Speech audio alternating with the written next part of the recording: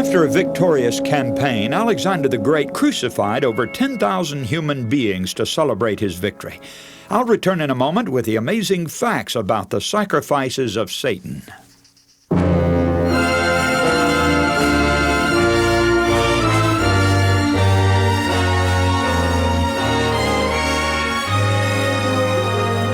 Hello, this is Joe Cruz and the Amazing Facts broadcast, facts which affect you.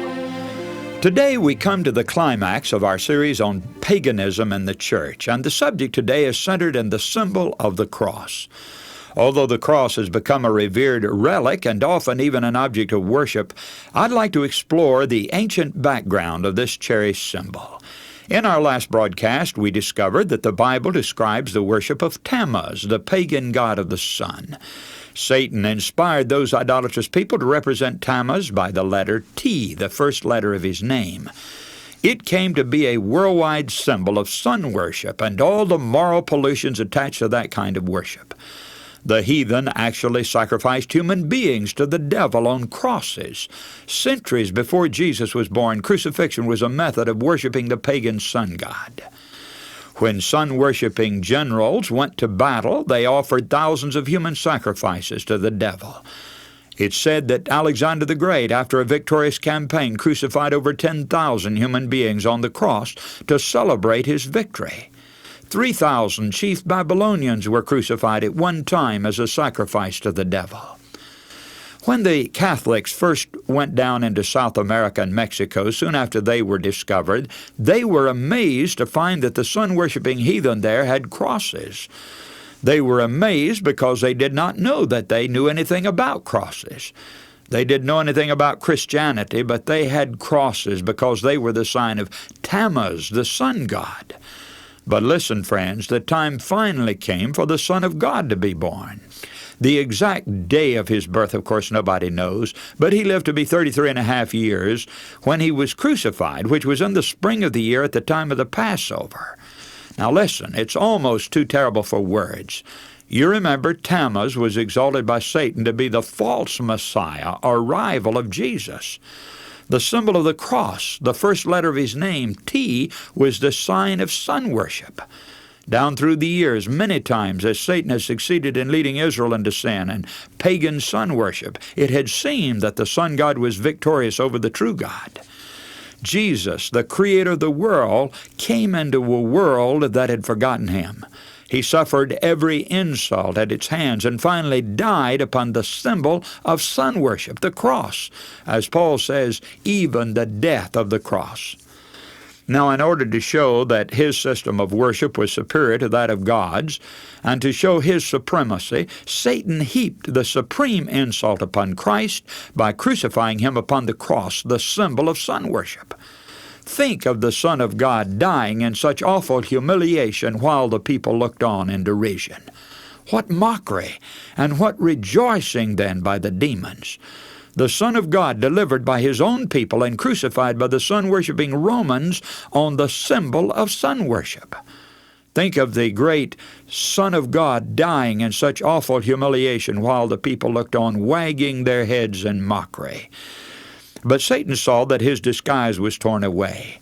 His administration was laid open before the unfallen angels and before the heavenly universe.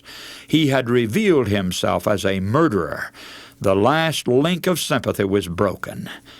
And I heard a loud voice saying in heaven, "Now is come salvation and strength and the kingdom of our God and the power of his Christ. For the accuser of our brethren is cast down, which accused them before our God day and night." Revelation 12, verse 10. Yet Satan was not then destroyed. For the sake of man, his existence must be continued. Man, as well as angels, must see the contrast between the Prince of Light and the Prince of Darkness. He must choose whom he will serve.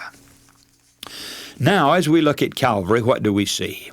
We see the author of life with his form stripped of all its clothing. He is hung before the sun on the symbol of the cross that was once the symbol of heathen worship and heathen pollution. And on that Friday afternoon, the sun was darkened. God placed his hand over the sun while Christ hung upon the cross.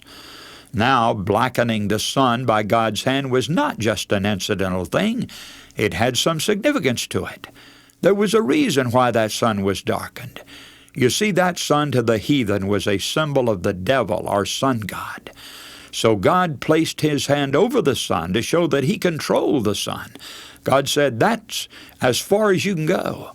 God darkened the sun to prove he was the creator and had power over these things. But now, let's answer a most important question, friends. Do you know why Jesus came forth from the tomb before daybreak on that Sunday morning? According to all the background I've given, you must realize that at sunrise on the first day of the week, men would be worshiping the sun or the devil, while Jesus Christ would be in the tomb. Yes, at sunrise, Satan would be worshiped. It's Friday night. The moments are tense. Now, to be sure of his victim, mind you, the devil had the tomb of Jesus sealed with a seal. Now, do you know what the name of that seal was? It's called the Roman seal, but in Latin the name was Signum Solis, which in Latin means the seal of the sun. So on that tomb of Jesus Christ they placed Signum Solis, the seal of the sun god, and the devil thought he had his victim there to stay. He sealed him with the seal of the sun. But on the first day of the week it was revealed before daylight just who was superior. Christ rested in his tomb as the Sabbath passed on. He knew that sun worshipers everywhere, the moment the sun would rise, would worship Satan. But before the rising of the sun, when the stone is still in place, and there are over 100 Roman guards on watch, together with a host of evil angels and Satan, something happens. There are other visitors there also. Angels that excel in strength were there to welcome the Prince of Life. So in John 20, verse 1, it says, he came forth while it was yet dark. Look also at Matthew 28, 2-6. Now, friends, here is the reason why Jesus came forth on the first day of the week while it was yet dark. It was because God did not permit the devil to be worshipped on his day when the sun rose while his son was still in the tomb. God brought him forth from the dead, and he came forth while it was yet dark. For God did not leave his son in that tomb while the devil would be worshipped. I'm glad that God saw fit to bring forth his son, and that he was able to proclaim as he came forth from that grave, I am the resurrection and the life. Jesus Christ on Calvary and in his resurrection conquered, friends. He came forth as an eternal conqueror, and where the resurrection is questioned, the atonement is forgotten. We're not left to conclude for ourselves that Jesus triumphed over Satan. God's Word declares it. There were principalities and powers there that morning, but Christ triumphed over every one of them.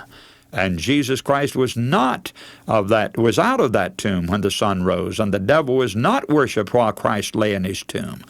Christ's victory was over the grave, principalities, and everything that Satan stood for. It had been Satan's plan to make the first day of the week, the pagan day of the sun, a triumphant celebration over the defeat and death of Jesus. But he lost that opportunity when Christ burst the power of the tomb before those heathen worshipers could gather to have their Sunday ceremonies. God did not allow them to triumph over the death of his son. Satan failed in his efforts to exalt the pagan day of sun worship. But what a tragedy that 300 years later, Satan was able to accomplish what he failed to do at Calvary. By a clever compromise with heathen sun worship, he influenced a backsliding church to accept the counterfeit Sunday in place of the seventh-day Sabbath. Now let's take a look at the way it all happened. The pagans worshiped the sun on Sunday, or the sun's day. It was the heathen festival in honor of the sun god.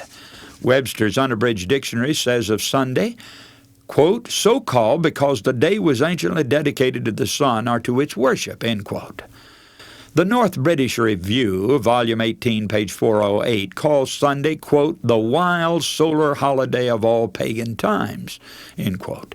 And Gibbon, in his book, says that, quote, Constantine styles the Lord's Day Dies Solis, or Day of the Sun, a name which could not offend the ears of his pagan subjects, end quote.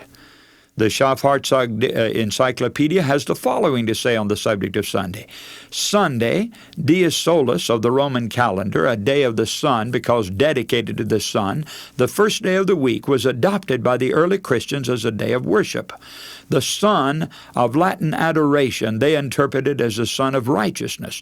No regulations for its observance are laid down in the New Testament, nor indeed is its observance ever enjoined. End of quotation. So think of it, friends. The Sabbath, or seventh day, which God blessed and made holy for man to worship the true God upon, was gradually set aside, and the festival day of pagan sun worship was taken right into the church. Professor Hutton Webster, in his book Rest Days, page 270, has this to say. What began, however, as a pagan ordinance ended as a Christian regulation, and a long series of imperial decrees during the 4th, 5th, and 6th centuries enjoined with increasing stringency abstinence from labor on Sunday. End of quotation. Well, paganism, with all of its pomp and ceremonies and holy days, crept silently into the Christian church until it developed into an apostate system of religious worship. Notice this statement from Schaff's Church History, page 375. Not a few pagan habits crept into the church concealed by new names. This is conceded by the most earnest of the fathers. Leo the Great speaks of Christians in Rome who worship the sun before repairing to the church of St. Peter. In the celebration of Sunday, as it was introduced by Constantine and still continues on the whole continent of Europe, the cultus of the old sun god Apollo mingles with the remembrance of the resurrection of Christ. End of quotation. Now, friends, that's taken from Philip Schaff's Church History, a very, very notable record of church history indeed. So that is the story, friends, concerning the devil's most masterful deception of all history. Not only did he bring in the pagan forms of worship, but he managed to install the old heathen day of sun worship in place of the holy Sabbath of the Lord. And he continues to blind people to what the Bible teaches on this subject so that they'll still follow pagan tradition instead of the commandments of God. No wonder Jesus exclaimed, "But in vain do they worship me, teaching for doctrines the commandments of men." Matthew 15:9. Now please don't overlook that statement of Jesus. He said that people would be worshiping him, especially down at the end of time. But he said that much of the worship would be in vain because they had substituted the commandments of men in place of the commandments of God. And we've just found where that was done, especially in regard to the day of worship, the day that people would go into the place of worship.